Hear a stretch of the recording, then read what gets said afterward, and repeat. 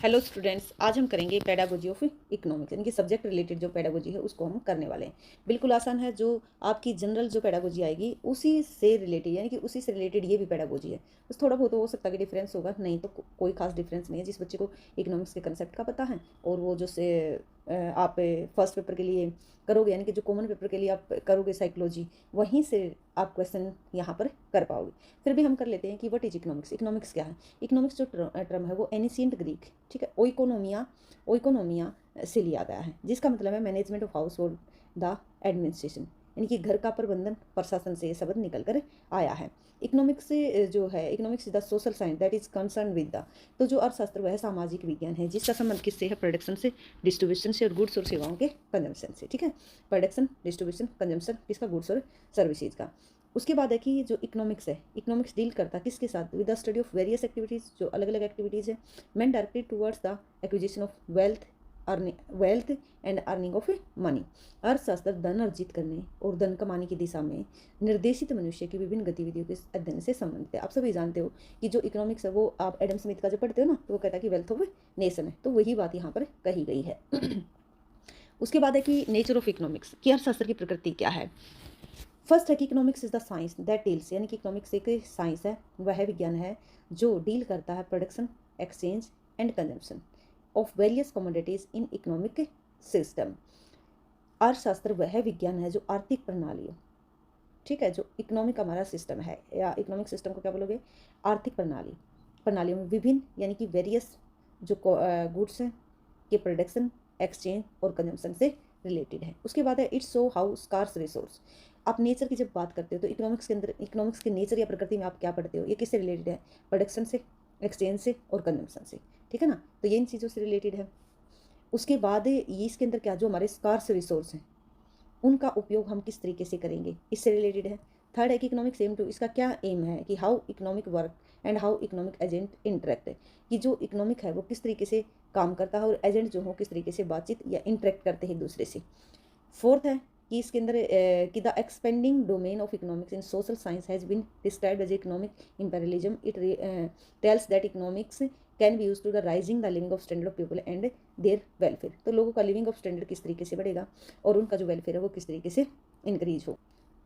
तो ये चीज़ आपको समझ में आई होगी, ठीक है। तो चलते हैं फिर नेक्स्ट।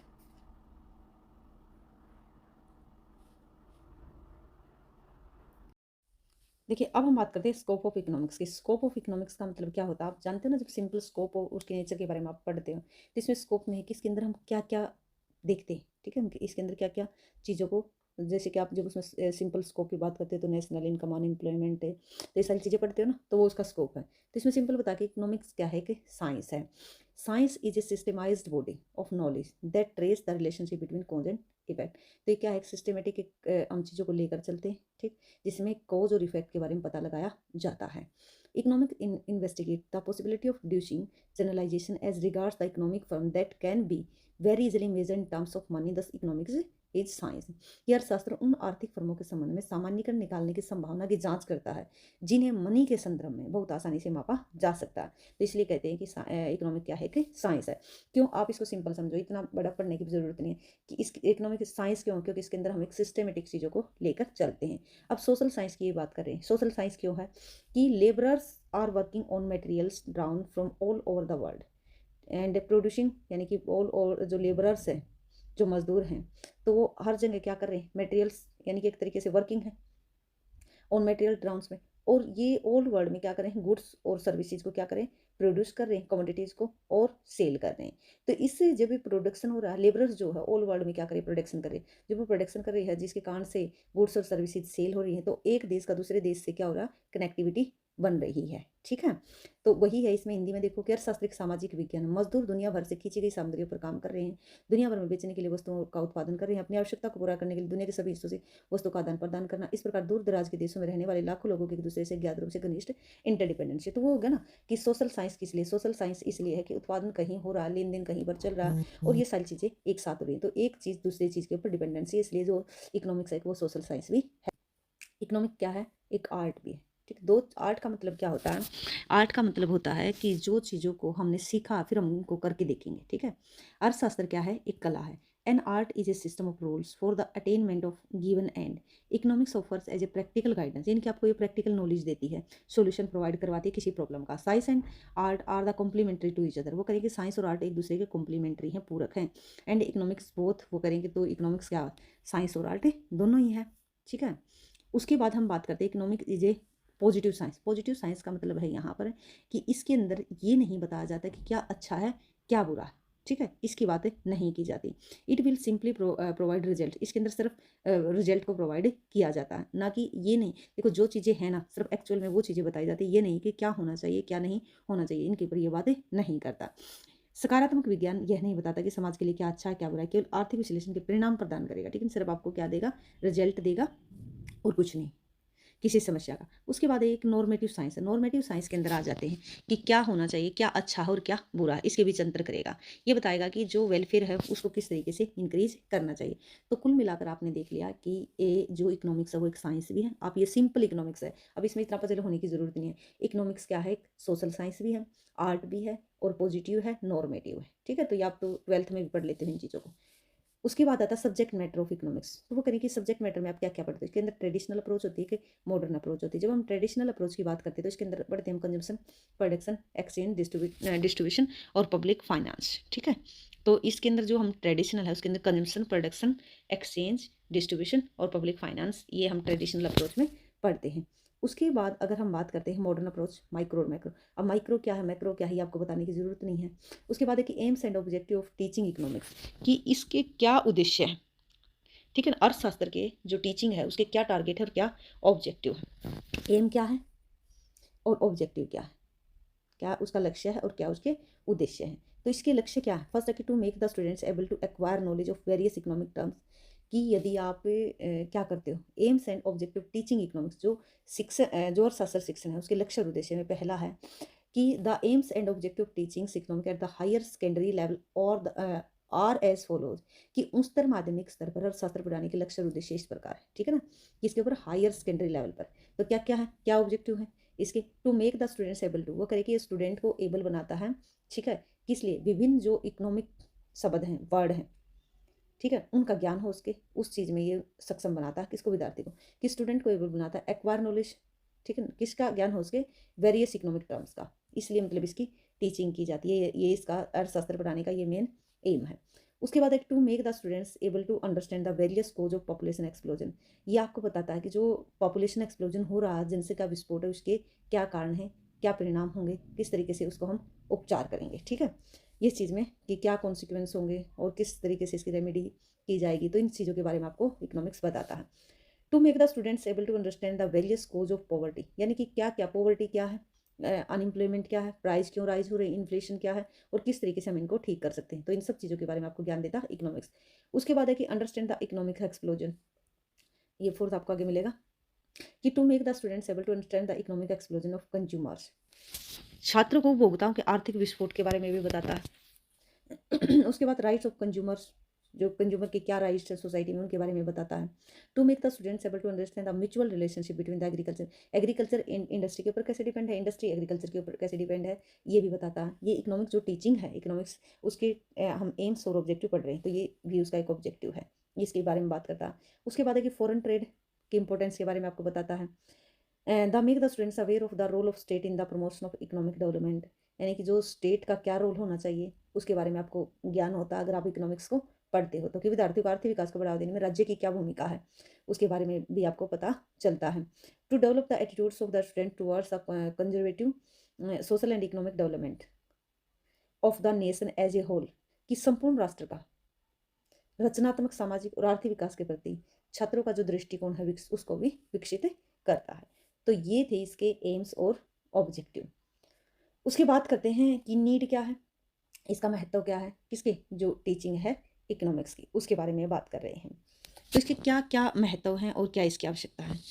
फर्स्ट है कि इन प्रेजेंट डे, यानी कि वर्तमान में, all your needs and wants can be satisfy only if you have enough wealth and money, कि वर्तमान समाज में आपकी सभी ज़रूरतें इच्छाएं तभी पूरी हो सकती है यदि आपके पास पर्याप्त धन है तो.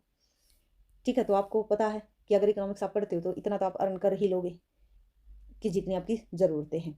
दस all human activities are directed towards earning money and acquiring wealth it means that most of the human activities are economic activities. तो करीब जितनी भी एक्टिविटी होती हैं वो क्या है, इकोनॉमिक की एक्टिविटी है, ठीक है, धन कमाने से रिलेटेड एक्टिविटी करते हैं हम। इस प्रकार सभी जो मानवीय गतिविधियां वो पैसा कमाने, धन अर्जित करने से रिलेटेड है। इसका अर्थ है कि मानव की अधिकांश गतिविधियां इकोनॉमिक एक्टिविटी है।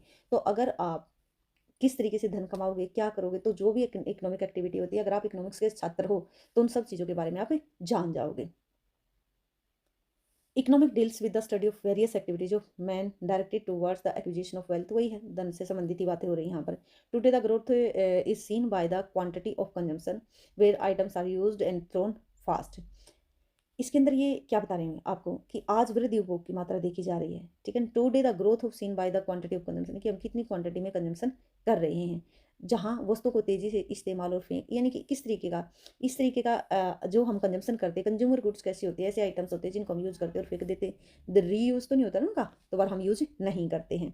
तो इससे रिलेटेड भी अगर आप इकोनॉमिक्स पढ़ते तो आपको पता चल जाएगा कंजम्पशन से related. Economics has been the centre of the various activities, वही आगे यहाँ पर भी।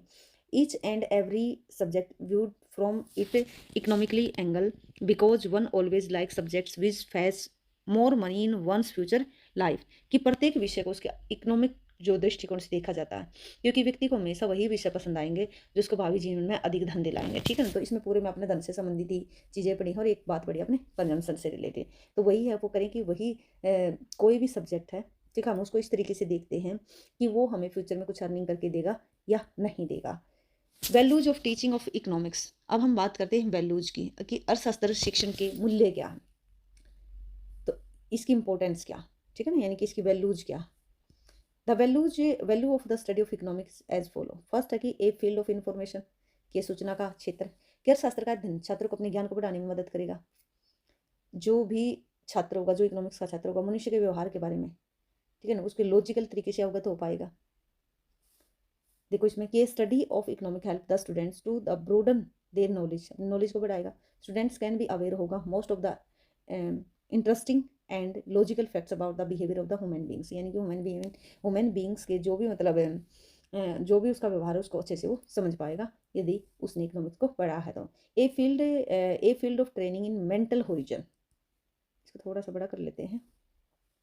ये field of training in mental horizon, की मानसिक, जो होरिजन का मतलब क्या, क्षितिज में प्रशिक्षण का एक क्षेत्र है, यह तर्क शक्ति है, ठीक है ना। It is a reasoning power that leads to human being, यानी कि towards achieving certain goals of their lives. तो ये क्या करे आपको कि एक लॉजिकल आपको बनाता है इकोनॉमिक्स, जो मनुष्य को अपने जीवन में कुछ लक्ष्य को प्राप्त करने की ओर ले जाएगी। अगर आप लॉजिकल हो तो आपके जो टारगेट आप उनको अचीव कर पाओगे। तो इससे जो हमारे, अगर हम इकोनॉमिक्स पढ़ते हैं तो उससे हमारी रीजनिंग पावर स्ट्रॉन्ग होती है। A field of cultural value, सांस्कृतिक मूल्य का क्षेत्र है ये।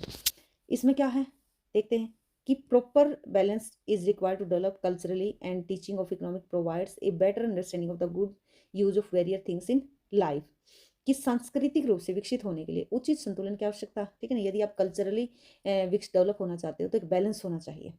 और अर्थशास्त्र यानी कि इकोनॉमिक्स की जो एजुकेशन है, जो शिक्षा है, जीवन में विभिन्न चीज़ों के अच्छे उपयोग की बेहतर समझ प्रदान करती है, ठीक है ना।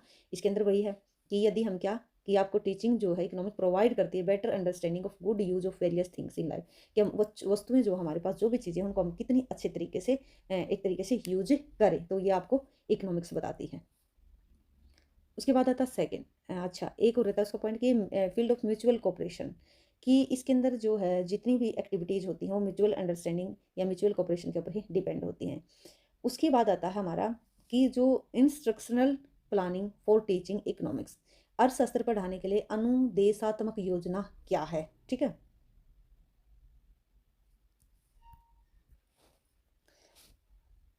देखिए, planning is essential in any sort of activity and more so when a teacher is going to classroom for teaching a subject. किसी भी प्रकार की गतिविधि में योजना बनाना आवश्यक होता है, और खासकर जब कोई शिक्षक किसी विषय को पढ़ाने के लिए अपनी क्लास में जा रहा होता है। Specially for an economics teacher is absolutely essential that he plans the topic, यानी कि वो अपने टॉपिक के लिए प्लान करेगा well in advance so as to make the teaching interesting, यानी कि उसकी टीचिंग जो हो इंटरेस्टिंग हो, उसके एफिशिएंट हो उसके, ठीक है ना। ऑर्गेनाइजिंग सिंपल एक्टिविटीज, तो इसमें आपने देख लिया कि पहले क्या करेगा वो, एक कोई भी शिक्षक है वो क्लास में जाने से पहले क्या करेगा, प्लानिंग करेगा, ठीक है।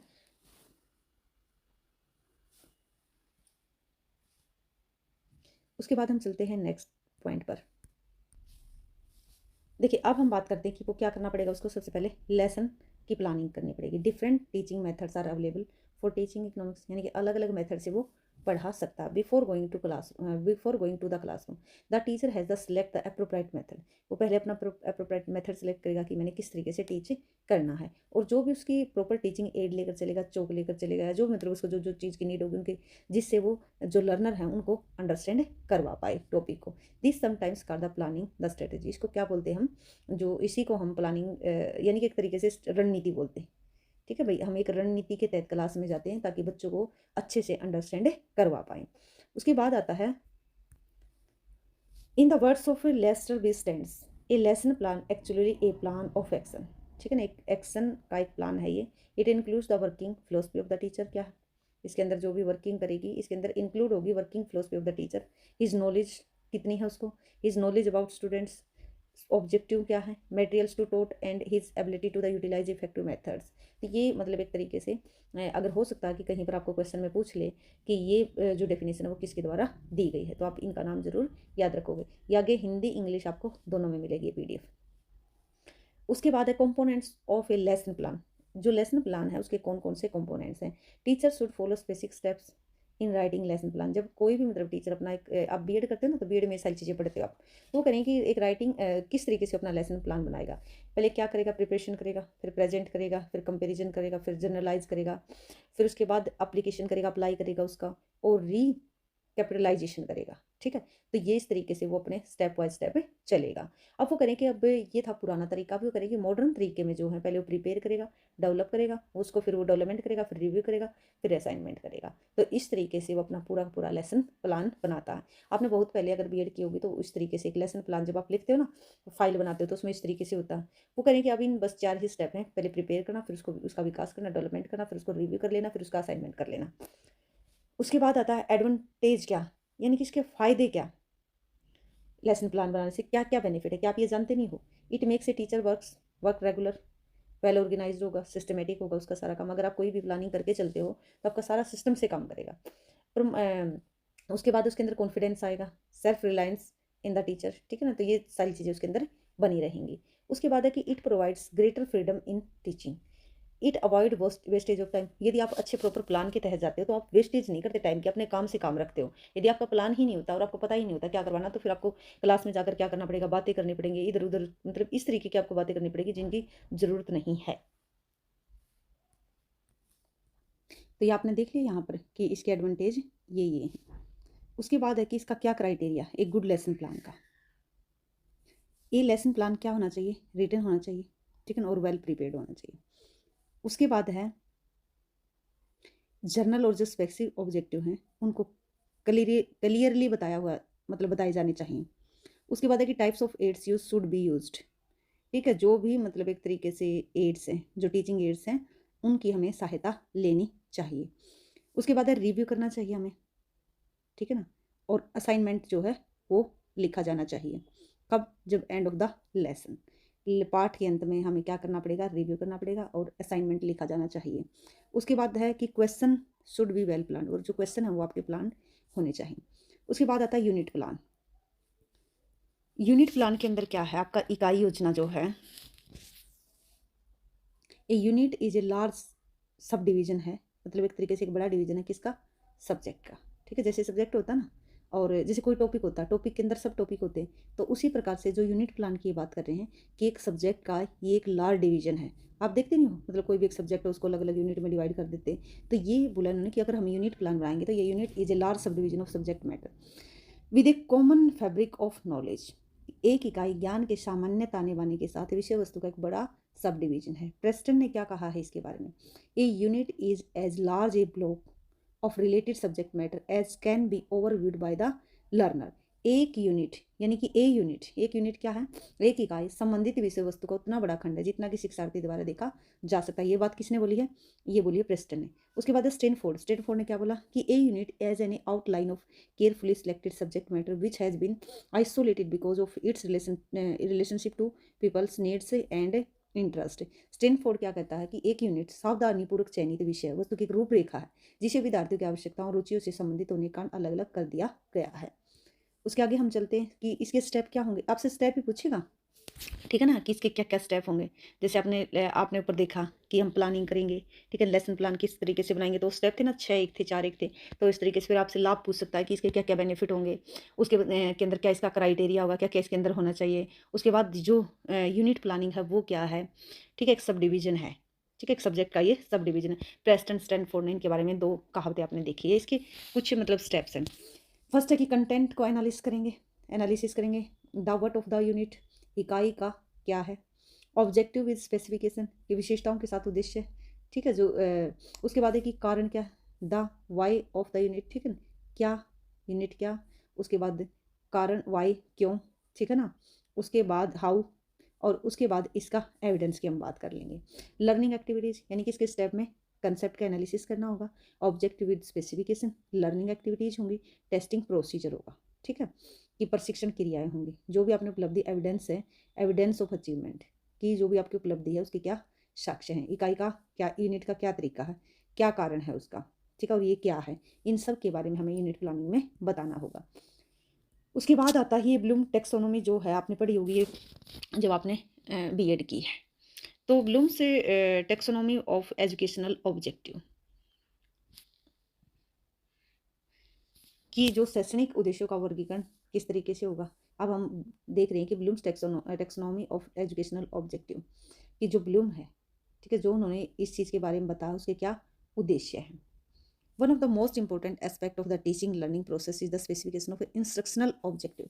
इंस्ट्रक्शन का मतलब होता है निर्देशित, ठीक है, ये बात आपको समझ में आए कि जो टीचिंग है ना, जो टीचिंग लर्निंग, ठीक है, टीचिंग का मतलब क्या होता है, शिक्षण, और लर्निंग का मतलब सीखना, कि जो प्रोसेस है का सबसे महत्वपूर्ण जो एस्पेक्ट है, जो सबसे महत्वपूर्ण पहलू है वो है टीचिंग ऑब्जेक्टिव, ठीक है ना, उसका स्पेसिफिकेशन। दोबारा मैं आपको बोलती हूँ कि जो टीचिंग लर्निंग जो प्रोसेस है उसका सबसे महत्वपूर्ण जो एस्पेक्ट है वो है टीचिंग, ठीक है ना, इसका महत्वपूर्ण प्रोसेस क्या है, इसका महत्वपूर्ण प्रोसेस है कि जो शिक्षण उद्देश्यों की विशिष्टता, ठीक है, teaching learning process is the specification of instructional objective. उसके बाद है कि जो डॉक्टर बेंजामिन एस ब्लूम है, उन्होंने 1956 में give the idea of classification of educational objective, इन्होंने एक आइडिया विचार दिया था शैक्षणिक उद्देश्यों के वर्गीकरण का ही classify educational objective into 3 main areas, इन्होंने इनको 3 पार्ट में 3 डोमेन में डिवाइड किया है। इस डोमेन में होता है फर्स्ट है कोग्निटिव, जिसको हिंदी में बोलते हैं संज्ञानात्मक। उसके बाद होता है अफेक्टिव, जिसको वैसे तो उत्तेजित करने वाला होगा, सिंपल तो, या प्रभावशाली डोमेन आप बोल सकते हो, प्रभावशाली डोमेन। उसके बाद होता है साइकोमोटर डोमेन होता है मनोप्रेरणा, ठीक है। इन 3 चीज़ों के बारे में एक तो आपसे पूछ सकता है कि उन्होंने जो एजुकेशनल ऑब्जेक्टिव को कितने पार्ट में डिवाइड किया है, 3 पार्ट में डिवाइड किया। उससे पहले आपसे पूछ सकता है कि मतलब जो ये क्लासिफिकेशन ऑफ एजुकेशनल ऑब्जेक्टिव हैं, इनके बारे में किसने बात की है, तो आप बोलोगे डॉक्टर बेंजामिन एस ब्लूम ने। कब की है, 1956 में। कि कौन कौन से कोग्निटिव, अफेक्टिव, साइकोमोटर के बारे में इन्होंने बात की। कोग्निटिव डोमेन क्या होता है, it is also concern with the intellectual skills and abilities of the students. ये स्टूडेंट्स के किससे, जो उसकी बौद्धिक है ना, बौद्धिक कौशल है, उससे रिलेटेड होता है, ठीक है ना, और उसकी एबिलिटीज से, जो स्टूडेंट्स की जो इंटेलेक्चुअल स्किल्स हैं और जो उसकी एबिलिटीज हैं उनसे संबंधित होता है कोग्निटिव डोमेन या संज्ञानात्मक डोमेन। अफेक्टिव डोमेन इनके प्रभावशाली डोमेन किससे रिलेटेड होता है, ये तुम्हें पूछेगा कि कोग्निटिव डोमेन में स्टूडेंट्स का क्या था, उसकी इंटेलेक्चुअल स्किल्स आती है, उसकी एबिलिटीज आती हैं। अफेक्टिव डोमेन में क्या था, द चेंज इन इंटरेस्ट, उसके इंटरेस्ट आएंगे, वैल्यूज आएंगे, and the development of application, की रुचि और मूल्यों में परिवर्तन और एप्लीकेशन का विकास, डेवलपमेंट ऑफ, ठीक है ना, या आप ये बोलो कि इसके अंदर उसके इंटरेस्ट, उसकी वैल्यूज और उसके विकास की बात होगी अफेक्टिव डोमेन में या प्रभावशाली डोमेन में। साइकोमोटर में क्या आएगा, द डेवलपमेंट ऑफ मैनिपुलेटिव या मोटर स्किल्स, ठीक है, जो मोटर स्किल्स हैं उनमें अगर हम मैनिपुलेट कर सकते हैं तो वो आता साइकोमोटर डोमेन में। अगर आप कुछ भी मैनिपुलेशन कर सकते हो तो वो साइकोमोटर में आएगा। अफेक्टिव डोमेन में आपका इंटरेस्ट आ जाएगा, वैल्यू आ जाएगा, डेवलपमेंट आ जाएगा, ठीक है। कोग्निटिव में आपकी इंटेलेक्चुअल आएगी, आपकी एबिलिटी आएगी। उसके बाद आता है कि evaluation tools and test for economics, अर्थशास्त्र के लिए मूल्यांकन उपकरण और प्रशिक्षण। इवैल्यूएशन करना, ठीक है ना, इवैल्यूएट करते हो, क्या इसका मतलब क्या था, मूल्यांकन करते हो।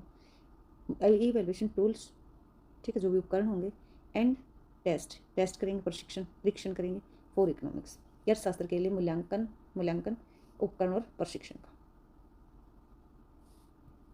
ऑब्जेक्टिव टाइप टेस्ट होते हैं। An objective type test items is one in which the response will be objective. ठीक है, जिसमें जो भी मतलब रिस्पॉन्स होगा वो कैसा होगा, ऑब्जेक्टिव टाइप का होगा। ऑब्जेक्टिव जो टाइप टेस्ट होते हैं वो इस तरीके के होंगे। Objective type test item can be broadly classified. Multiple choice test हो सकते हैं, मैचिंग वाले हो सकते हैं, सिंपल रिकॉल टाइप टेस्ट हो सकते हैं। ठीक है, तो इस तरीके के होंगे। तो इन्होंने ऑब्जेक्टिव टाइप टेस्ट को इस तरीके से वो करे कि मल्टीपल हो सकते हैं। तो चाहते नहीं कि ए ऑप्शन होगा, बी ऑप्शन होगा, सी होगा, डी होगा, मैचिंग में हो सकते हैं, सिंपल रिकॉल टाइप टेस्ट हो सकते हैं। तो ये हो जाएगा इसके टाइप्स। उसके बाद आता है कि शॉर्ट आंसर टाइप टेस्ट होता है। ठीक है ना, शॉर्ट आंसर टाइप का मतलब क्या होता है, जिसमें बहुत कम लिखा होता है। Question requiring value point at the most may be define as a short answer. ठीक है, तो इसकी जो आंसर की जो लेंथ होती है छोटी होती है। ऐसे टाइप को आप सभी जानते हो कि ऐसे टाइप क्या होता है कि बड़ा होता है। इसके according to a dictionary by good and ऐसे टाइप टेस्ट इस टाइपिंग वो करेंगे, इसको टाइपिंग टेस्ट की तरह ये होता है।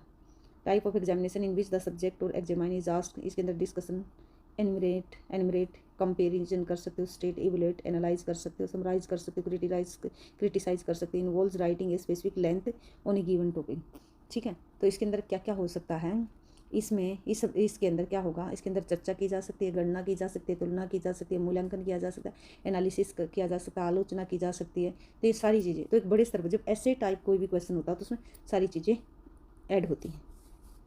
उसके बाद आता है, हमने देख लिया, एक सेकेंड रुक, देखिए उसके बाद आता है फॉर्मेटिव इवैल्यूएशन कि निर्माणात्मक मूल्यांकन। ठीक है, इसका मतलब क्या होता है, इसका मतलब होता है इसको या आप बोलो रचनात्मक मूल्यांकन। ठीक है ना, इसको रचनात्मक मूल्यांकन भी आप बोल सकते हो, रचनात्मक।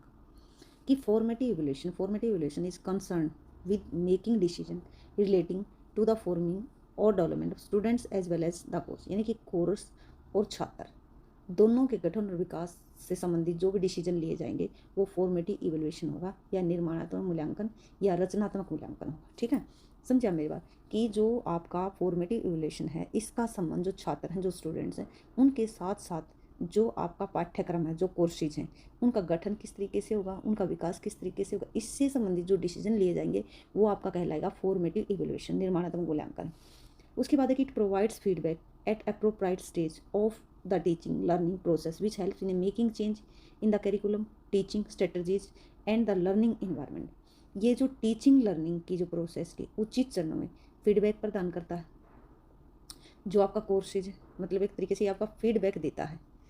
It provide feedback eight appropriate, यानी कि एक अप्रोप्राइट फीडबैक देता stage of the teaching learning, किस स्टेज पे, जो टीचिंग लर्निंग की जो स्टेज है। Process which help in the making change in the curriculum क्या होता है, पाठ्यक्रम।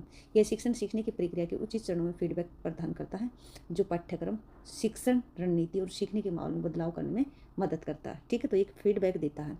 जो ये फीडबैक आपको क्या बेनिफिट देती है, इससे हम अपने करिकुलम में अपनी जो टीचिंग जो स्ट्रेटजी है, जो सीखने का जो माहौल है, उसमें हम बदलाव कर सकते हैं। तो फॉर्मेटिव इवैल्यूएशन स्टूडेंट्स के साथ साथ आपका जो कोर्सेज है, जो करिकुलम है, उसके साथ रिलेटेड होता है, और ये आपको फीडबैक प्रोवाइड करता है कि अगर हमें अपने करिकुलम में हमें जो टीचिंग जो स्ट्रेटजी है, जो एक तरीके से जो इन्वायरमेंट है, उसमें अगर हमें चेंज करना पड़े तो इस तरीके की जो बात बताता है वो बताता फॉर्मेटिव इवैल्यूएशन। उसके बाद आता अचीवमेंट टेस्ट, उपलब्धि परीक्षण। Since evaluation is a integral part of the teaching and learning. ठीक है, अचीवमेंट्स तो ये एक पार्ट जो टीचिंग और लर्निंग का एक पार्ट है। Students are observe in a various situation continuously with a view to assigning their level of achievements in terms what has been expected of them। यानी कि जो आपका अचीवमेंट टेस्ट है ये टीचिंग और लर्निंग का एक मतलब एक तरीके से अंग है, इसलिए छात्रों से जो अपेक्षा की गई है उसके संदर्भ में उनकी उपलब्धि के स्तर का आकलन करने के लिए लगातार अलग अलग स्थितियों में उसको ऑब्जर्व किया जाता है। ठीक है, अचीवमेंट टेस्ट जब एक तरीके से जो बच्चों से जो भी हम देखते हुए वो कहाँ तक पहुँचे हैं, तो इसका हम पता लगा सकते हैं एक अचीवमेंट टेस्ट से। उसके बाद आता है कि the written examination is one of the most commonly employed and widely accepted teaching for measuring student achievement. ठीक है, एग्जाम होते हैं ना बच्चों के, तो उससे आपके अचीवमेंट्स का पता चलता है। जब आपके एग्जाम होंगे तो आप जब एस्टेट का एग्जाम देने जाओगे तो इस अचीवमेंट तो हो गया आपके कितने मार्क्स आएंगे। ठीक है, तो एक तरीके से वो अचीवमेंट टेस्ट ही है। The construction of an achievement test has it importance in a student evaluation, यानी कि अगर हम स्टूडेंट्स की इवेल्यूएट करना चाहते हैं, मूल्यांकन करना चाहते हैं, तो ये एक अच्छा रहेगा। ठीक है ना, इसका एक महत्व है अपना। उसके बाद आता है steps involve in the construction of an achievement test. तो इसके क्या क्या चरण हैं? पहला planning of the test, planning करनी पड़ेगी इसके लिए। फिर उसके लिए एक डिज़ाइन तैयार करना पड़ेगा, एक ब्लूप्रिंट तैयार करना पड़ेगा। फिर राइटिंग करनी पड़ेगी, ठीक है ना, राइटिंग ऑफ आइटम्स लिखना पड़ेगा।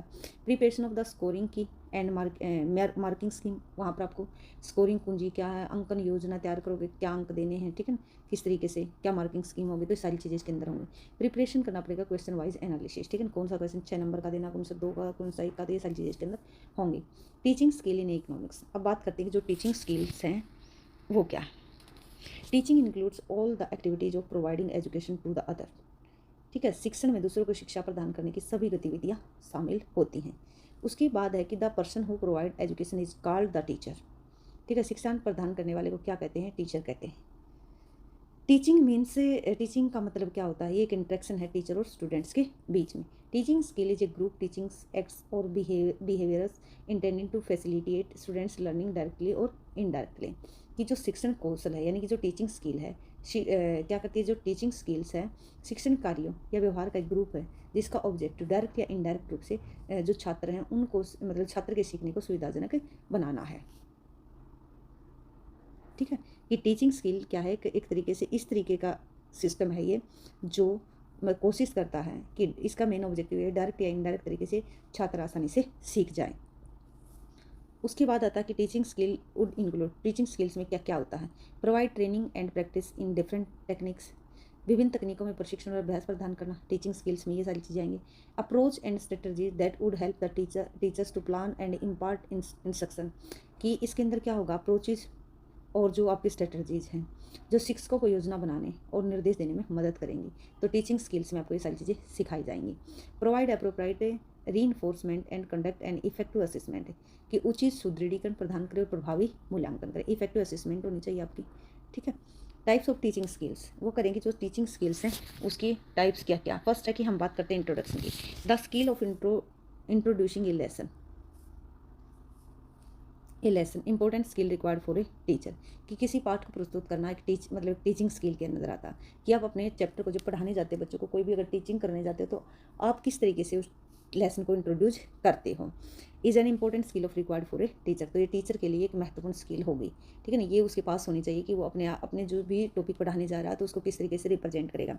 The skill is intended for making effectiveness in introducing the content, ठीक है। जो कौशल है, जो स्किल्स का मेन ऑब्जेक्टिव क्या होता है कि जो भी आपका कंटेंट है उसको आप कितना प्रभावशाली तरीके से कंटेंट को प्रस्तुत कर रहे, मतलब एक तरीके से कितना अच्छे से आप अपना, कितने प्रभावशाली तरीके से आप अपने कंटेंट को प्रस्तुत करते हो। और ये सारी चीज़ें जो है ना वो कब की जाती हैं? Then the start of a class, क्योंकि स्टार्टिंग में जब आप क्लास शुरू करोगे तो ये सारी चीज़ें वहीं पर आपकी होंगी। उसके बाद the teacher give a brief introduction to the lesson in order to predispose the pupils mind to it, ठीक है। तो वही जो भी मतलब क्या है, एक वो संक्षिप्त अपना परिचय देगा ताकि जो भी बच्चे हैं, जो भी विद्यार्थी हैं, वो उसके साथ जुड़ जाएं। फर्स्ट है टीचिंग स्किल्स में कि वो जो भी आपका चैप्टर आप उसको किस तरीके से इंट्रोड्यूस करोगे, तो ये कहानी है सारी। उसके बाद आता है कि एक्सप्लेनेशन करनी होगी। In a classroom the teacher explain ideas and concept, कि कक्षा में क्या करेगा टीचर? शिक्षकों को विचार और अवधारणाओं को समझाएगा, लेकिन आइडियाज़ और जो कंसेप्ट है उनके ऊपर बात करेगा। The skill of explanation is the most commonly use skill and in the essence of instruction, ये क्या करें आपको कि ये जो एक्सप्लेनेशन वाली जो स्किल है सबसे अधिक इस्तेमाल किया जाने वाला स्किल है, और ये एक तरीके से क्या है? एक सार है, ठीक है ना। एंड इज़ द एसेंशियल, यानी कि सार है किसका? इंस्ट्रक्शन, निर्देश का या शिक्षण का आप बोलो इसको। फिर आ जाएगा आपका, पहले था इंट्रोडक्शन, फिर है प्लानिंग, एक्सप्लेनेशन, और अब है क्वेश्चनिंग। उसके बाद है कि एक question is any sentence that has an interrogative form और फंक्शन। पर्सन कोई भी वाक्य है जिसका पर्सनवाचक रूप या कार्य, यानी कि वो करेंगे क्वेश्चन मार्क, ठीक है। क्वेश्चन तो कोई भी क्वेश्चन हो सकता। In classroom setting teacher question are defined as instructional cues और stimuli that convey to students the content elements to be learned and direction for what they are to do and how they are to do it। देखिए इन्होंने क्या बोला second point में कि कक्षा इन classroom setting, यानी कि कक्षा सेटिंग, जब कक्षा की हम सेटिंग करेंगे, शिक्षक यानी कि जो टीचर है, ठीक है, टीचर प्रश्नों का, निर्देशात्मक संकेतों या उत्तेजनाओं के रूप में परिभाषित किया जाएगा, जो छात्रों को सीखे जाने वाली सामग्री, तत्वों और उन्हें क्या करना है, कैसे करना है, इसके लिए दिशा निर्देश देगा।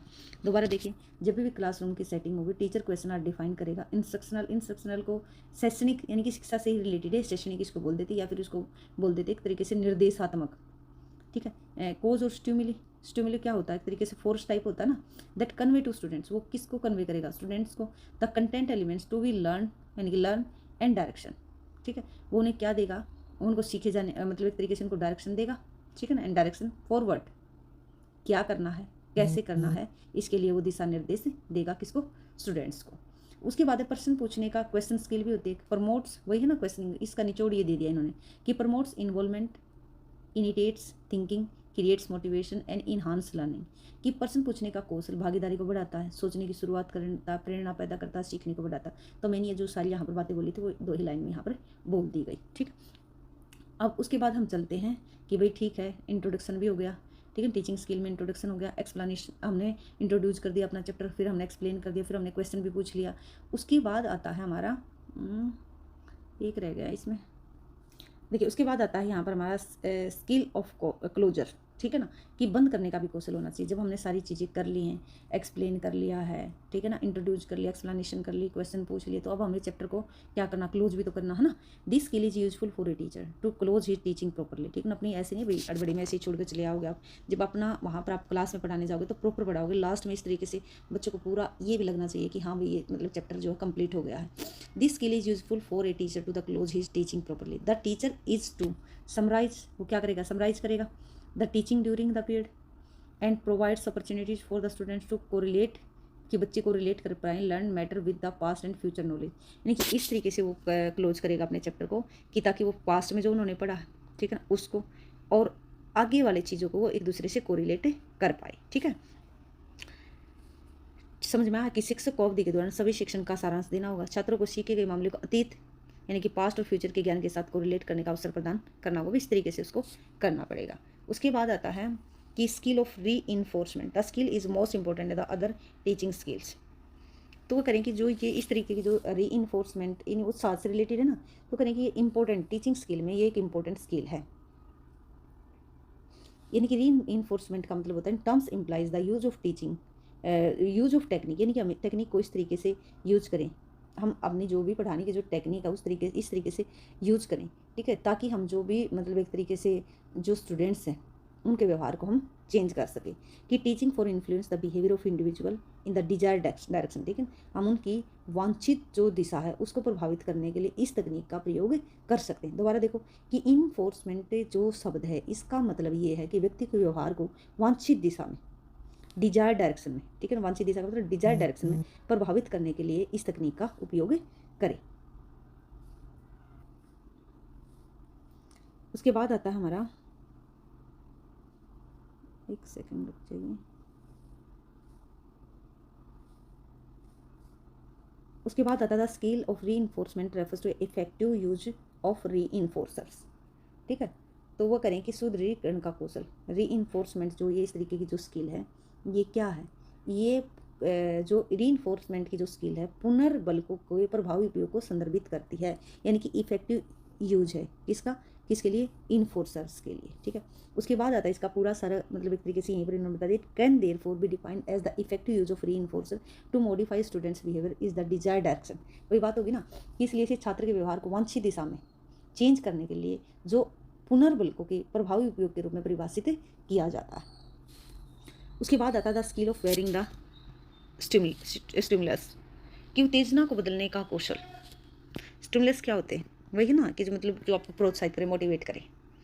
तो वो करें कि वेयरिंग द स्टिमुलस, जो स्टिमुलस होते हैं desire as a deliberate change in the behaviour of the teacher in order of sustain the attention of the learners throughout the lesson. पूरे पाठ में जो एक तरीके से जो स्टूडेंट्स हैं, जो लर्नर्स हैं का ध्यान बनाए रखने के लिए स्टिमुलस में चेंज को शिक्षक के व्यवहार में जानबूझकर किए गए बदलाव के रूप में वर्णित किया जाता।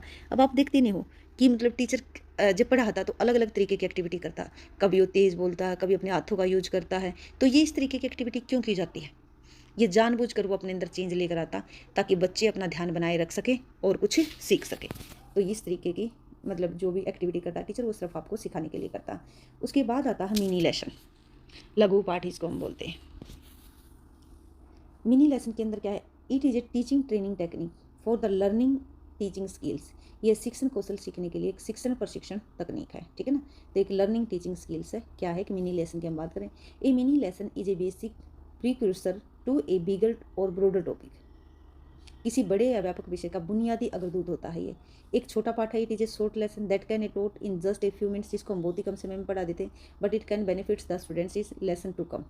ठीक है, अगर हम क्या करते हैं, पूरे चैप्टर को अगर हम एक शॉर्ट में पढ़ा देते हैं कुछ ही मिनटों में, तो इससे क्या फ़ायदा होता है कि आने वाले जो पाठ होते हैं, जो पढ़ाने होते हैं हमें, जो लेसन करवाने होते हैं, वो ये उनमें हेल्पफुल रहता है। उसके बाद आता है मेथड्स ऑफ टीचिंग इकोनॉमिक्स। ठीक है ना, अब हम मेथड की बात करते हैं तो दो तरीके के मेथड होते हैं, टीचर सेंटर्स होते हैं, पीपल सेंटर्स होते हैं। ये टीचर का मतलब होता है कि टीचर का ही इसमें सब कुछ रोल है। ठीक है ना, जो स्टूडेंट्स वो पैसिव होकर सुन रहे हैं, एक्टिव नहीं है, उनका कोई पार्टिसिपेशन नहीं है जब टीचर पढ़ा रहा होता है। जो हमारे सेकंड है पीपल सेंटर्ड, यानी कि ये होते हैं स्टूडेंट सेंटर्ड। जो सेकंड वाले होते हैं, इसमें क्या होता है कि जो स्टूडेंट्स होते हैं उनकी इन्वॉल्वमेंट होती है, वो पार्टिसिपेट कर रहे होते हैं। टीचर सेंटर्ड जो टीचिंग होती है उसके अंदर देखो क्या क्या होता है। Teacher centred teaching, the teacher centred teaching is A mainly expository in types with the focus on telling, memorization and recalling information। ठीक है, तो ये क्या होता है कि इसमें क्या किया होता है, एक तो इसके अंदर जिस तरीके से बताया जाता है, इसमें क्या होता है कि फोकस ऑन टेलिंग, मेमोराइजेशन और रिकॉलिंग इन्फॉर्मेशन, इन चीज़ों के ऊपर ध्यान होता है। शिक्षण केंद्रित शिक्षण मुख्य रूप से व्याख्यात्मक प्रकार का होता है, यानी कि इसमें क्या होता है, एक्सप्लेनेशन दी होती है। ठीक है, एक्सपोजिटरी यानी कि एक तरीके से हम इसमें सिर्फ आप देखते हैं ना कॉलेज में सिर्फ टीचर क्या होता है, लेक्चर दे रहा होता है, जिसमें जानकारी बताई जाती है, याद रखना होता है। ठीक है ना, तो ये सारी चीज़ें इसके अंदर होती हैं और हम ये इन्फॉर्मेशन को रिकॉल कर पाते हैं। द स्टूडेंट्स आर पैसिव, इसके अंदर क्या होता है, जो स्टूडेंट्स हैं ना वो बस सुन रहे होते हैं, उनका कोई भी मतलब एक तरीके से रोल नहीं होता उसमें, वो सिर्फ देख रहे होते हैं और सुन रहे होते हैं। The teaching environment is very much formalised, वो करेंगे यहाँ पर जो टीचिंग इन्वायरमेंट होता है ना, बच्चे चुपचाप शांति से सुन रहे होते हैं, फॉर्मलाइज्ड होता है, एक तरीके से औपचारिक तरीके का होता है। और यहाँ पर जो टीचर होता है ना वो सेंटर में होता है, यानी कि टीचर का मेन रोल होता है यहाँ पर। समझ गए होंगे आप इन चीज़ों को। पीपल सेंटर टीचिंग में क्या होता है कि पीपल सेंटर टीचिंग का मतलब होता है इसमें सारी की सारी जो सेंटर में होता है वो स्टूडेंट्स होता है। ठीक है, पीपल का मतलब यहाँ पर यही है कि स्टूडेंट्स होगा, जो लर्नर होगा वो उसको मेन महत्व दिया जाएगा। ठीक है ना, इसमें क्या होगा, जो ये विद्यार्थी केंद्रित तो है ही, संपूर्ण जो टीचिंग होगी, यानी कंप्लीट टीचिंग लर्निंग की प्रक्रिया में इसमें जो स्टूडेंट्स हैं या जो लर्नर्स हैं उनकी आवश्यकता होगी। ठीक है, उनकी नीड्स होगी, उनकी ही क्षमताओं के बारे में बात की जाएगी, उन्हीं के हितों के अनुरूप बात की जाएगी। ठीक है, उनकी नीड्स, रिक्वायरमेंट, कैपेबिलिटीज़ और उनकी इंटरेस्ट के बारे में बात होगी यहाँ पर। सब मेथड्स ऑफ टीचिंग इकोनॉमिक्स। ठीक है, तो वो करेंगे यहाँ पर कुछ मेथड हैं अर्थशास्त्र में पढ़ाने की कुछ विधियाँ हैं। फर्स्ट है कि लेक्चर मेथड। आप सभी जानते हो कि लेक्चर मेथड कैसा होता है, इसके अंदर सिर्फ टीचर ही बोल रहा होता है। ठीक है, ये आमतौर पर जो होता है ये मेथड जनरली फॉलो किया जाता है कॉलेज में, स्कूल में। ठीक है, और मतलब एक तरीके से जो बड़ी बड़ी क्लासेज होती हैं वहाँ पर इसका महत्व होता है, जो लेक्चर दिए जाते हैं स्कूलों में, कॉलेजों में। ठीक है ना, तो इसमें सिर्फ टीचर ही टॉक कर रहा होता है, स्टूडेंट्स अपना चुपचाप सुन रहे होते हैं। जो स्टूडेंट्स होते हैं पैसिव लर्नर्स होते हैं। ठीक है, पैसिव का मतलब है कि वो उनका सिर्फ सुन रहे हैं, वो किसी प्रकार का मतलब पार्टिसिपेशन नहीं है। ठीक है, and they do not take any active part in the development of the lesson. ठीक है, तो ये सारी चीज़ें। उसके बाद आता है कि जो ये लेक्चर मेथड होता है पढ़ाने का, इसके क्या क्या फ़ायदे होते हैं। फर्स्ट है कि अट्रैक्टिव होता है, कंसाइज होता है, यानी कि संक्षिप्त होता है, इकोनॉमिकली भी है, आसान तरीके से आप मतलब एक तरीके से सस्ते में आप इसको करवा सकते हैं। जब लेक्चर में 1 घंटे के लेक्चर में आप बहुत सारे बच्चों को बातें बता सकते हैं। यूज़फुल, यदि एक फैक्चुअल इन्फॉर्मेशन देनी है तो उसके लिए भी अच्छा है। यूज़फुल फॉर लॉजिकल सीक्वेंस है तो उसके लिए भी अच्छा है। टाइम सेविंग भी है। इंस्पिरेशनल वैल्यू है इसके अंदर, कि प्रेरक मूल्य होते हैं। उसके बाद डीमेरिट्स क्या है कि मेमोरी बेस्ड होता है। ठीक है ना, इसके अवगुण क्या है कि इसमें आपको याद ज़्यादा, मेमोरी आपकी अच्छी होनी चाहिए। उसके बाद एक स्पून फीडिंग, बस आपको कोई बता रहा है, आप सुन रहे हो, आप कुछ करके नहीं देख रहे। ठीक है ना, सिर्फ आपको चम्मच से वो चीज़ें खिलाई जा रही हैं। टीचर सेंटर्ड होता है, टू रैपिड। ठीक है ना, बहुत तेज होता है। और अनसाइकोलॉजिकल होता है। ऑथोराइजेशन होता है इसके अंदर, इनकी सत्तावादी होता है ये। और इसके अंदर कोई भी मतलब क्रिटिकल थिंकिंग नहीं होती। यूजफुल फॉर हायर क्लास, यानी कि जो हायर क्लास की जो ऊंची कक्षाएं हैं वहाँ पर ही ये फ़ायदेमंद होता है, छोटी क्लासों में नहीं, यानी कि जो छोटे बच्चे होते हैं उनके लिए बेनिफिट नहीं है। लेक्चर कम डेमोन्स्ट्रेशन मेथड। लेक्चर कम डेमोन्स्ट्रेशन मेथड का मतलब होता है इसमें लेक्चर और डेमोन्स्ट्रेशन दोनों के ही गुण होते हैं इसमें। This method include the merits of lecture method and demonstration method. Demonstration method का मतलब क्या होता है, डेमोन्स्ट्रेशन का मतलब प्रदर्शन, कुछ चीज़ें दिखाकर सिखाना। ठीक है ना, the teacher perform the experiment in class. ठीक है, जो टीचर है वो क्या करता है, क्लास में एक्सपेरिमेंट करता है and goes on explain what she does, ठीक है ना, और बताता है कि वह क्या कर रहा है, ठीक है ना। उसके बाद ये takes into account the active participation of the student. जब आप लैब रूम में जाते हो, जो भी कोई एक्सपेरिमेंट हो रहा होता है, तो आप देखते हो ना वहाँ पर भाई क्या चल रहा है, तो आप उसमें आपका कुछ पार्टिसिपेशन होता है। Learner centred method, learner centred method का मतलब क्या होता है, तो इसमें आपने देख लिया ना कि जो एक्टिव पार्टिसिपेशन होता है ऊपर वाले में। उसके बाद हम बात करते हैं कि लर्नर, इसमें क्या होता है कि मेन जो रोल होता है ना, वो फोकस कौन होता है, लर्नर ही होता है, यानी कि स्टूडेंट्स ही मेन होगा यहाँ पर। उसके बाद आता है ह्यूरिस्टिक मेथड। ह्यूरिस्टिक मेथड में क्या होता है कि ये problem is placed before the learners and they are asked to find the solution.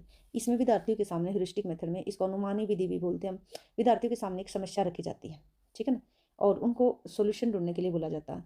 To the problem through various literacy, means like वो करें कि ये जो समस्या है ना, उसको किस तरीके से मतलब सोल्व कर सकते हैं। वो कर सकते हैं लाइब्रेरी में जाओ, लेबोरेटरी में, वर्कशॉप में, ठीक है ना, तो इस तरीके से वो अपनी समस्या, इनकी पुस्तकालय, प्रयोगशाला, कार्यशाला आदि जैसे विभिन्न साक्षरता साधनों के माध्यम से समस्या का समाधान खोजने के लिए उसको कहा जाता है कि भाई एक प्रॉब्लम दे दी है आपको, उस प्रॉब्लम का आप ऐसे सोल्व कर सकते हो। लाइब्रेरी में बुक्स बॉक्स देख सकते हो, लेबोरेटरी में जाकर उसको देख सकते हो, वर्कशॉप जो होती हैं वहाँ से मतलब आप उस समस्या का समाधान निकाल सकते हो। The teacher role is to initiate the learning and pupils are active. वो करेंगे यहाँ पर, देखो पीपल्स जो बच्चे होते हैं, जो स्टूडेंट्स होते हैं, वो क्या होते हैं, एक्टिव होते हैं through out the learning process, ठीक है। शिक्षक की भूमिका सिर्फ उनको सीखने की शुरुआत करवाएगी, ठीक। उसके बाद छात्र जो है ना अपने आप में मतलब सक्रिय रहेंगे उसमें। उसके बाद आता है प्रॉब्लम सोल्विंग मेथड, ठीक है ना, तो आप इनमें से निकाल लेना भाई इसमें क्या क्या आएगा। कि मतलब ह्यूरिस्टिक मेथड के अंदर क्या होता है, आपको एक प्रॉब्लम दी जाएगी, फिर आपसे पूछ सकता है कि उस प्रॉब्लम का सोल्यूशन कैसे करेंगे। उनको क्या पुस्तकालय में जाकर कर सकते हैं, लेबोरेटरी में, वर्कशॉप से, इस तरीके से वो मतलब आप निकाल सकते हो। इसमें क्या है, जो टीचर है वो आपको सिखा रहा है, शुरुआत कर रहा है, बाकी आप अपने अपने आप ही सारा काम करते चले जाओगे।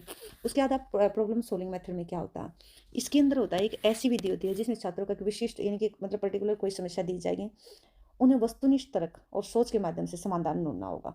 It is method in which specific problem is given to the student. उनको कोई प्रॉब्लम दे दी and they are required to find out the solution through the objective reasoning and thinking. आप सोचो, ठीक है ना, उनको सोचोगे और लॉजिकल तरीके से, यानी कि बैठे बैठे आपको सोच सोच कर उसकी समस्या का समाधान देना, आपको कहीं नहीं जाना। This method also highly suitable for the teaching, for teaching economics. तो वो करें कि इस तरीके का जो मेथड है ना, आपसे पूछ सकता है कि सबसे जो मतलब अच्छा मेथड है इकोनॉमिक्स, टीचिंग इकोनॉमिक्स के लिए, तो आप बताओगे प्रॉब्लम सोल्विंग मेथड। क्योंकि इकोनॉमिक्स के लिए हम लेबोरेटरी में तो जाते ही नहीं है। Step in the problem solving method, तो वो करेंगे जो इसके स्टेप क्या क्या, पहले ये स्टेप तो आपको सीक्वेंस में करने होते हैं, ऐसे नहीं कि आगे पीछे करोगे। सबसे पहले आप क्या करोगे, रिकॉग्नाइज करोगे प्रॉब्लम को, समस्या को पहचानोगे, define and intercepting the problems, ठीक है, समस्या को परिभाषित करोगे, उसकी व्याख्या करोगे। उसके बाद आएगा कलेक्टिंग डेटा, ठीक है, उस प्रॉब्लम से रिलेटेड डेटा इकट्ठा करोगे, फिर उसको सिस्टमेटिक ढंग से उसको organise and evaluating the data the problem, ठीक है। तो उसके बाद क्या करोगे, समस्या के डेटा को व्यवस्थित करोगे, उसका मूल्यांकन करोगे। फिर उसके बाद आप पहुंचोगे फाइनल कंक्लूजन के ऊपर, और फिर वेरीफाई करोगे अपना रिजल्ट को, परिणाम का सत्यापन करोगे। तो ये 6 की 6 आपको याद होनी चाहिए। फिर उसके बाद आता है इंडक्टिव मेथड और एक होता है डिडक्टिव मेथड, ठीक है ना। ये आप सारे के सारे जब साइकोलॉजी की पढ़ते हो ना कॉमन पेपर के लिए, तो वहाँ पर ये सारी चीज़ें कर रहे होते हो। इंडक्शन का मतलब क्या होता है, देखो डिडक्शन, डिडक्शन का मतलब कोई चीज़ डिडक्ट की है, इंडक्ट का मतलब है, इंडक्शन का मतलब है कि कोई चीज़ आई है। तो इसके अंदर क्या होता है, the process of reasoning from a part to the whole, ठीक है ना, कि हमारे पास एक पार्ट है, एक पॉइंट है, प्रेरणा एक भाग से नहीं कि हम एक पार्ट से पूरे की तरफ जाएंगे, होल की तरफ जाएंगे। अगर आपसे पूछ ले इंडक्टिव मेथड के अंदर क्या आएगा कि हम एक छोटा पार्ट हमारे पास है, हम उससे कंप्लीट की तरफ जाने वाले हैं। या फिर आप बोलो कि फॉर्म पर्टिकुलर टू जनरल, यानी कि पर्टिकुलर से जनरल की तरफ जाएंगे, इंडिविजुअल से यूनिवर्सल की तरफ जाएंगे, तो उसको हम बोलते हैं इंडक्टिव मेथड। जैसे उसके बाद इन्होंने बताया कि बेकन ने, ठीक है ना, बेकन डिस्क्राइब करता है यानी असेंडिंग प्रोसेस है, ठीक है, बढ़ते क्रम में है, वर्णित किया। इसमें क्या होता है, इन विच फैक्ट्स आर कलेक्टेड, डेटा इकट्ठा किया जाता है, उनको अरेंज किया जाता है, देन उनको generalize, general conclusion are drawn. इसके अंदर क्या है, पहले आप डेटा इकट्ठा करोगे, फैक्ट्स को इकट्ठा करोगे, फिर उसको अरेंज करोगे, फिर उसको जनरलाइज करोगे। The inductive methods was employed in economics by the German historical school which sought to develop the economics wholly from historical research। देखो इसको समझो, ये क्या करें आपको कि जो इसको हिंदी में बोलते हैं, इंडक्टिव को बोलते हैं आगमनात्मक, आगमनात्मक, ठीक है।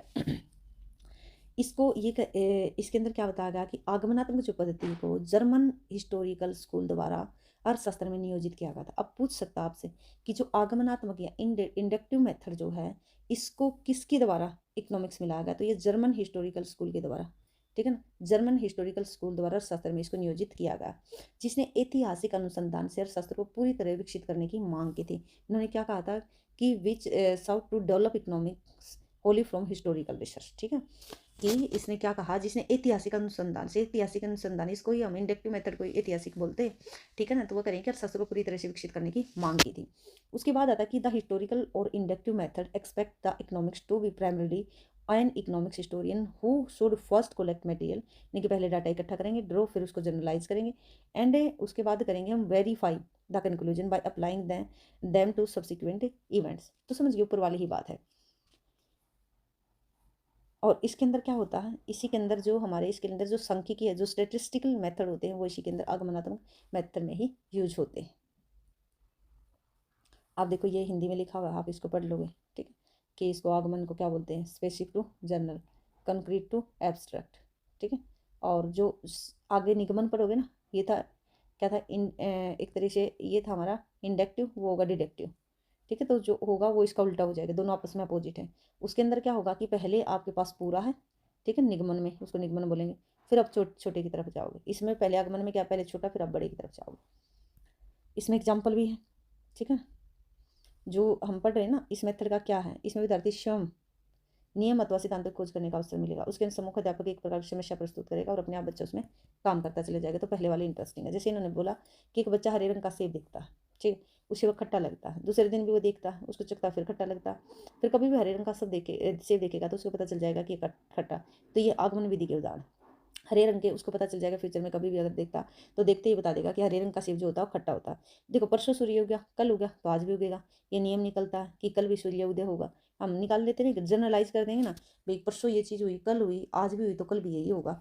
ठीक, आने वाले समय में इसी प्रकार निकलता रहेगा। तो इस प्रकार नियम मनुष्य अपने अनुभव के और उदाहरणों के द्वारा बनाएगा। तो आगमन विधि के निगमन में इसका उल्टा, ठीक है, कि पहले मतलब आपको पूरा बता दिया जाएगा, फिर उसमें से आप छोटे छोटे निकालो। जैसे आगमन विधि में जो इंडक्टिव मेथड करें, इसमें क्या होगा, अलग अलग तरीके के ट्रेंगल दे दिए जाएंगे। उसके बाद सारे पहले तो आपको बता देंगे भाई अलग अलग तरीके के ट्रेंगल आपको त्रिभुज देंगे, फिर उसको जोड़कर बताओगे सबका जोड़ 180 होता है। तो ठीक है ना, तो इसका नियम निकला, चाहे त्रिभुज जैसा भी हो, इसके तीनों कोणों का जोड़ जो है ना आपको पता चलेगा भाई 180 हो, 180 हो। और यहाँ पर पहले आपको 180 दे दिया जाएगा, ठीक है, तीनों कोणों का एक 180 है। इसके बाद कक्षम बाल को अलग अलग तरह के त्रिभुज दिए जाएंगे, बताया जाएगा कि इनमें से किसी भी त्रिभुज के तीनों कोणों का अगर आप जोड़ोगे तो योग कितना होगा, 180 आएगा। तो इसमें ये है, तो दोनों को समझ गए होगे आप। तो वही था कि इसमें जो हमारा जो इंडक्टिव मेथड है ना, इसको स्टेटिस्टिकल मेथड इसमें यूज किए जाते हैं। उसके बाद है कि inductive method involves the following step. लेकिन जो हमारा इंडक्टिव मेथड है इसके अंदर क्या क्या स्टेप होते हैं, पहले समस्या, ठीक है, कोई प्रॉब्लम मिलेगी हमें, फिर हम उसके लिए डाटा इकट्ठा करेंगे, फिर उसको ऑब्जर्व करेंगे, फिर उसको जनरलाइज करेंगे। इसके फायदे क्या, ये रियलिस्टिक होता है, बिल्कुल यही होता है कि पहले कोई समस्या आएगी तो ये रियल में है। इसको फ्यूचर इक्वायर्स इनकी इंक्वायरीज, ये फ्यूचर में जो भविष्य की पूछताछ, स्टेटिस्टिकल मेथड होगा इसके अंदर। डायनेमिक है ये हिस्टोरिक रिलेटिव है। तो आपसे पूछता है कि इसमें से हिस्टोरिक रिलेटिव कौन सा था, बोलोगे इंडक्टिव मेथड जो। डीमेरिट्स क्या है कि मिस इंटरप्रिटेशन ऑफ डाटा, जो हमने डाटा इकट्ठा किया हो सकता है उसको मिस इंटरप्रेट कर दे हम, ये गलत व्याख्या कर दे, उसके अनसर्टेन कंक्लूजन, अनिश्चित निष्कर्ष निकल सकते हैं। उसके बाद लैक्स ऑफ यानी कि इसके अंदर कमी हो सकती है, ठोसपन का अभाव हो सकता है। कॉस्टली है, ये बहुत महंगा है, भाई ऐसे कर करके देखेंगे तो बहुत महंगी पड़ जाएगी। Difficult to prove the hypothesis, तो करेंगे इसके लिए हमें पहले पढ़ते हो ना स्टेट में आप, कि पहले हम एक टेस्ट बनाएंगे, हाइपोथेटिकल चीज़ें बनाएंगे, फिर उसके बाद मतलब लास्ट में उसको देखते हो नल हाइपोथेसिस और ये वाले, तो उन्हीं से रिलेटेड तरीके से काम होगा। उसके बाद आता है डिडक्टिव मेथड। डिडक्टिव मेथड में क्या था, उसमें क्या था, पहले छोटा था फिर बड़े की तरफ। इसमें पहले बड़ी चीज़ है, ठीक है, पहले 180 का कोण दे दिया गया आपको, अब उसको जाना है आपको छोटे छोटे पार्ट में, ठीक है। तो ये होगा इसके अंदर, इसको पढ़ लेना। उसके बाद आता है बैकन डिस्क्राइब डिडक्टिव एज, ठीक है। तो जो बैकन है उसने क्या कहा कि वो क्या था, वहाँ पर असेंडिंग था, ये डिसेंडिंग प्रोसेस, ठीक। इसके अंदर भी 4 स्टेप होते हैं, इसके अंदर भी एक आपको प्रॉब्लम दी जाएगी। The formulation of assumption on the basis of is the problem, इसके आधार पर फिर हम क्या करेंगे, उसके अजम्पशन बनाएंगे, ठीक है ना। फिर the formulating the hypothesis through the process of logical reasoning, फिर बाय इनफेरेंस आर ड्रॉन, कि तार्किक तरकीब प्रक्रिया के माध्यम से परिकल्पना यानी कि हाइपोथेसिस का निर्माण जिसमें निष्कर्ष निकाले जाएंगे, ठीक है ना। इससे कंक्लूजन निकलेगा, क्योंकि बड़ा है ना, बड़े से हम किस पर जाएंगे, कंक्लूजन पर जाएंगे। वेरीफाई था, फिर हम हाइपोथेसिस को वेरीफाई करेंगे। मेरिट्स हैं इसकी कि रियल है, सिंपल है, पावरफुल है, एग्जैक्ट है। उसके बाद ये सारी चीज़ें आप कर लोगे। और डीमेरिट्स में आप देख लोगे कि अनरियलिस्टिक है, नॉट यूनिवर्स है, इनकरेक्ट है, एब्स्ट्रैक्ट है। एब्स्ट्रैक्ट क्या है, एक तरीके से मेथड कैसा है, एब्स्ट्रैक्ट है, इंटेलेक्चुअली यानी कि आपके पास बुद्धि होनी चाहिए तभी आप इसको यूज कर पाओगे, ठीक है ना, बौद्धिक आपका विकास होना चाहिए। स्टैटिक है। और उसके बाद आता है कि recent trends in teaching economics, वो करें कि आज के समय में क्या रुझान है इकोनॉमिक्स टीचिंग की। अब क्या क्या करते हैं, प्रोजेक्ट मेथड का यूज करते हैं, ठीक है, मतलब प्रोजेक्ट मेथड का हम यूज करते हैं। Project is scheme of something to be done, ठीक है, किसी काम को करने की एक योजना है। प्रोजेक्ट से पढ़ाते हैं ना, तो वही है ये। द प्रोजेक्ट एज ए वो करें method of teaching is a natural whole hearted problem solving and purposeful activity carried to completion by students in a social environment under the guidance of their teacher, ठीक है ना। Project शिक्षण की एक विधि के रूप में प्रोजेक्ट एक प्राकृतिक, ठीक है ना, कैसी है, एक नेचुरल है, होल हार्टेड प्रॉब्लम है, संपूर्ण हृदय से समस्या सुलझाने वाली है। उसके बाद है पर्पजफुल एक्टिविटी है इसके अंदर, ठीक है ना, पर्पजफुल एक्टिविटी होगी, कोई भी जिस चीज़ का पर्पज होगा वही तो आप काम करोगे इसमें, जिसे छात्रों द्वारा अपने शिक्षक के मार्गदर्शन में सामाजिक वातावरण में पूरा किया जाएगा। आपको प्रोजेक्ट, वो प्रोजेक्ट की बात नहीं कर रहे जिसमें प्रोजेक्ट आप पढ़ाते हो, ठीक है ना, वो स्टार्टिंग में मैंने गलत बोल दी। यहाँ पर क्या है कि आपको कोई प्रोजेक्ट, ठीक है ना, इस प्रोजेक्ट पर काम कर रहे हैं, ठीक है ना, तो इसे एक प्रोजेक्ट मिलेगा आपको। उस प्रोजेक्ट के तहत कोई भी मतलब आपको एक प्रॉब्लम है या कोई मतलब उसके ऊपर आप काम करोगे, ठीक है। अब नीचे आता है कि it is the outcome of the pragmatic philosophy of the education propounded by John Dewey, जो जॉन डेवी द्वारा प्रतिपादित शिक्षा के व्यवहारिक दर्शन का एक परिणाम है ये, ठीक है। तो आपसे पूछेगा कि जो प्रोजेक्ट मेथड है वो किसका देना है, जॉन डेवी का। This method is based on the following, इसके कुछ प्रिंसिपल है उनके ऊपर ये बेस्ड है। Students learn better through the association cooperation, क्योंकि जब एक प्रोजेक्ट मिलेगा तो उसमें सब टीम काम करेगी, टीम वर्क होगा। तो इसके अंदर क्या है, इसके अंदर क्या होगा, स्टूडेंट्स लर्न बेटर थ्रू, अच्छा सीखेंगे एसोसिएशन कोऑपरेशन और एक्टिविटी से, ठीक है ना, क्योंकि कर भी रहे हैं वो, सहयोग भी मिल रहा है। और उसके अंदर क्या है, लर्निंग बाय डूइंग यानी कि करके सीख रहे हो, लर्निंग बाय लिविंग यानी कि जी कर सीख रहे हो, आप उस काम को कर रहे हो ना, अपने आप उसको जी रहे हो एक तरीके से अपने आप में। मेरिट क्या प्रमोट होता है, कोऑपरेशन एंड ग्रुप इंटरेक्शन, तो वो करेंगे कोऑपरेशन, सहयोग और समूह का संपर्क को बढ़ावा मिलता है। It is democratic way of learning, ये सीखने का एक लोकतांत्रिक तरीका भी है। It teaches the dignity of a labour, ठीक है ना, ये श्रम की गरिमा को सिखाता है। It help the widen the mental horizon of a student, ये मानसिक जो चीज़ को व्यापक करने की आपका जो मेंटल होरिजन है उसको ये अच्छा करता है। अवगुण क्या है, तो करेंगे प्रोजेक्ट पर जब काम करोगे तो बहुत समय भी लगेगा, ठीक है ना, तो इसकी डीमेरिट ये है कि इसके अंदर ज़्यादा टाइम लगता है। और ये आपको एक तरीके से इट गिव्स द स्टूडेंट से सुपरफिशियल नॉलेज, ठीक है, ये सही ज्ञान देता है आपको स्तर लेवल पर, यानी कि एक तरीके से ग्राउंड लेवल की जानकारी आपको मिलेगी। It requires must work on the part of the teacher for planning and carrying out projects, परियोजनाओं को योजना बनाने और उन्हें क्रियान्वित करने के लिए शिक्षक को बहुत अधिक काम करने की आवश्यकता पड़ेगी, ये बहुत कॉस्टली है। असाइनमेंट मेथड आता है फिर उसके बाद। असाइनमेंट मेथड के अंदर देखते हैं क्या होता है। असाइनमेंट मेथड को देखो कि assignment methods is the most common method of the teaching, specially in the teaching of economics, तो करें कि मोस्ट कॉमन ये यूज होता है असाइनमेंट मेथड जो है। इन इंस्ट्रक्शनल टीचिंग कंप्राइज द, यह एक अनुदेशात्मक तकनीक है जिसमें क्या क्या शामिल है, इसके अंदर शामिल है guidance information, guided information, self learning, writing skills, report preparation among the learners, शिक्षार्थियों के बीच रिपोर्ट तैयार करना। उसके बाद आता है discussion method. Discussion as a method of teaching economics में be used for the following purpose, अर्थशास्त्र पढ़ाने की एक विधि के रूप में चर्चा का उपयोग, यानी कि जो आपका डिस्कशन है इन ऑब्जेक्टिव के लिए हम इसका यूज करते हैं। Laying plan for new work, नए कार्य की योजना बनाएंगे तब हम डिस्कशन करेंगे। Making a decision considering future action, भविष्य कार्रवाई के संबंध में जब निर्णय लेना होगा जब हम डिस्कशन करेंगे। सूचना, कोई भी इंफॉर्मेशन शेयर करनी होगी तब हम डिस्कशन करेंगे। Obtaining and gaining respect for the various points of view, ठीक है ना, कि मतलब अलग अलग जो मतलब भाई ऑब्टेन करना यानी कि प्राप्त करना, ठीक है ना, ऑब्टेनिंग एंड गेनिंग रिस्पेक्ट, जब हम कोई भी रिस्पेक्ट प्राप्त करेंगे for various points of view तब हम इसका यूज करेंगे। विभिन्न दृष्टिकोणों के लिए सम्मान प्राप्त करना, उसके लिए हम क्या करेंगे इस डिस्कशन मेथड का। क्लैरिफाइंग आइडियाज़, आइडियाज़ जो हम उसको जब क्लैरिफाई करेंगे, जब डिस्कस करेंगे। इंस्पायरिंग इंटरेस्ट, जो मतलब हमारे इंस्पायरिंग इंटरेस्ट होंगे तब हम डिस्कस करेंगे। इवेलुएटिंग प्रोग्रेस, जो भी प्रोग्रेस है उसको इवेलुएट करेंगे तब इसका यूज करेंगे। तो ये कुछ बातें हैं कि हम इसका कब यूज करेंगे, क्या पर्पज है इसका। उसके बाद आता है ब्रेनस्टॉर्मिंग मेथड, विचार मंथन विधि। इसमें क्या होता है, हम एक तरीके से सोचते हैं, ठीक है ना, अपनी बुद्धि का यूज करके सोचते हैं।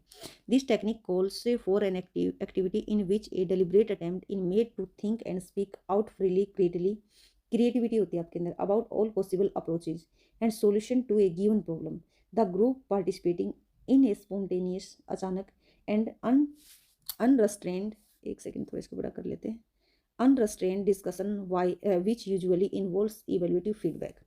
देखो इसके अंदर इन पूरे के अंदर क्या बताया कि यह तकनीक एक ऐसी गतिविधि की मांग करती है, दोबारा नीचे लेकर आती हूँ, this technique calls for activity, एक ऐसी एक्टिविटी की मांग करती है जिसमें जिसमें किसी समस्या के सभी संभावित दृष्टिकोण, देखो पढ़ो इसको, कि this technique call for activity in which deliberate attempt is made think and speak out freely creatively about all possible approaches and solution to given problem. ठीक है, यह टेक्निक एक ऐसी एक्टिविटी की मांग करती है जिसमें किसी समस्या की प्रॉब्लम के सभी संभावित दृष्टिकोण और समाधानों के बारे में क्रिएटिवली का मतलब रचनात्मक रूप से सोचने और स्वतंत्र रूप से बोलने का जानबूझकर प्रयास किया जाता है। ठीक है, समूह यानी कि जो ब्रेन स्ट्रोमिंग मेथड होता है उसमें ये सारी चीज़ें होती हैं, जानबूझकर हम मतलब इस तरीके की एक्टिविटी कर रहे हैं।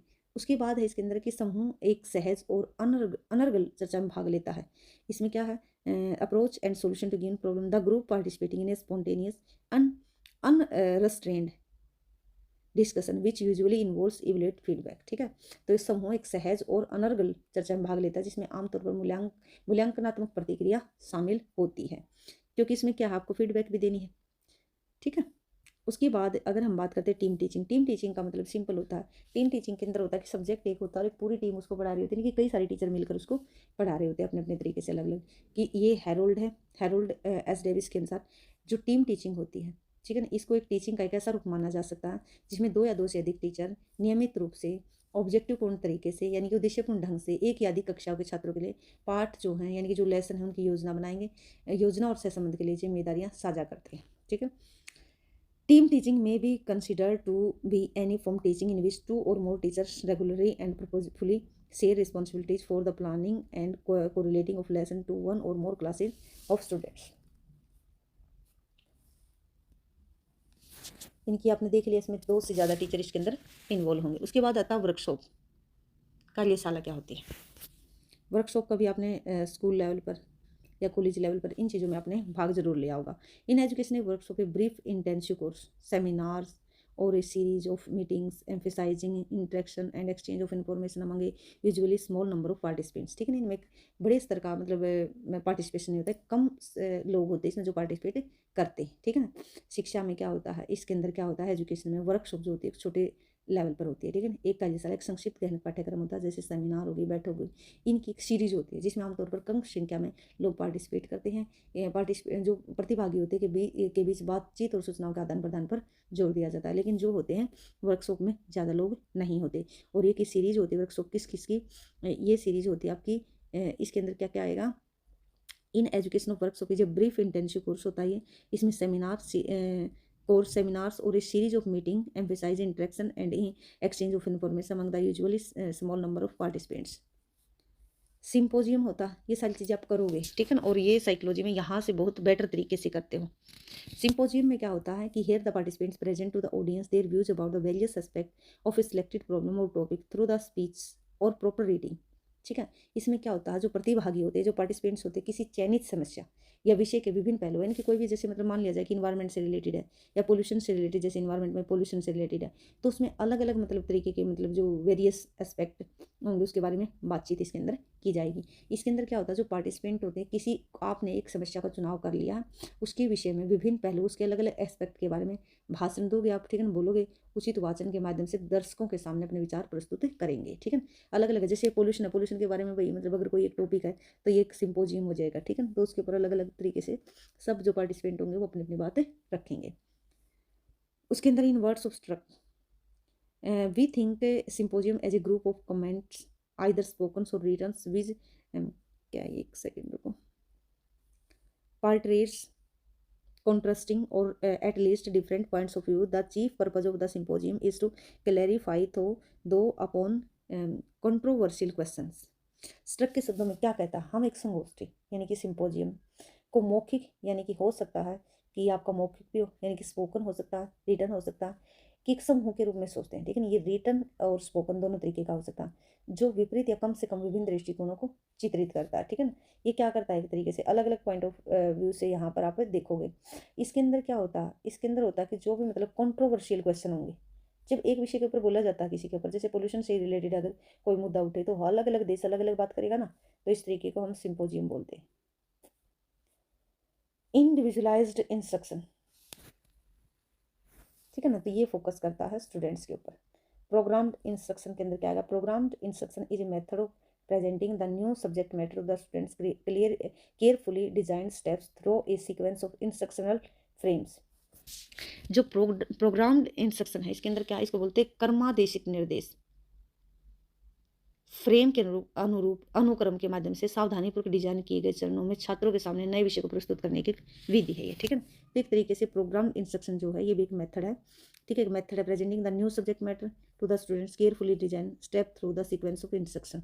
ठीक है ना, एक तरीके से फ्रेम किया जाता है ये, तो उससे मतलब तो हम अपने सब्जेक्ट को इसके द्वारा भी एक तरीके से दिखा सकते हैं। देखिए, कंप्यूटर असिस्टेड इंस्ट्रक्शन का क्या तात्पर्य है, इसका मतलब ये है कि computer assisted instruction refers to instruction और remediation presented on a computer. ठीक है, कि कंप्यूटर असिस्टेड इंस्ट्रक्शन का तात्पर्य कंप्यूटर पर प्रस्तुत निर्देश या निवारण। रेमिडिएशन का मतलब क्या होता है, निवारण करना, किसी चीज़ की जो समस्या हो उसका समाधान करना।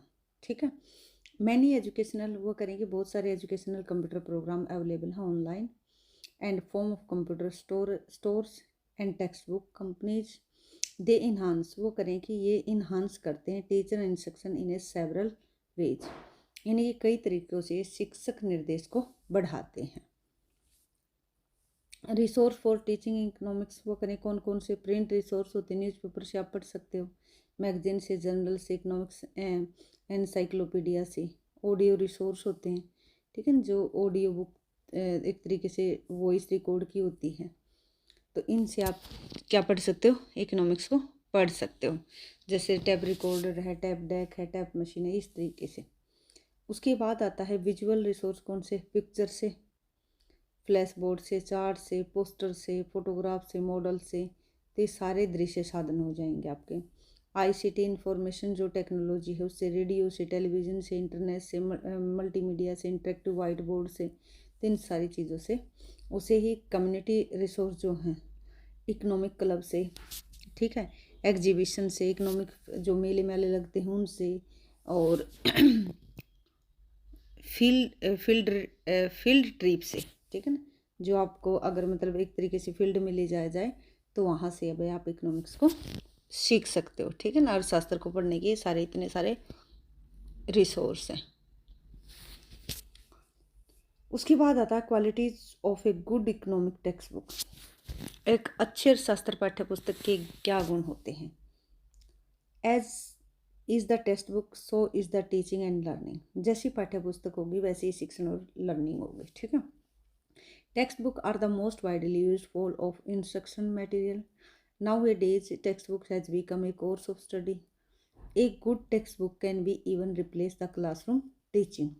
सभी जितने भी शिक्षण सामग्री में पाठ्य पुस्तक जो है ना, सबसे ज़्यादा आपने ऊपर देखा ना, टीचिंग किस किस तरीके से आप पढ़ सकते हो, ठीक है, सीख सकते हो, तो उनमें सबसे ज़्यादा जो सही है, उपयोगी है, वो बुक ही होती है।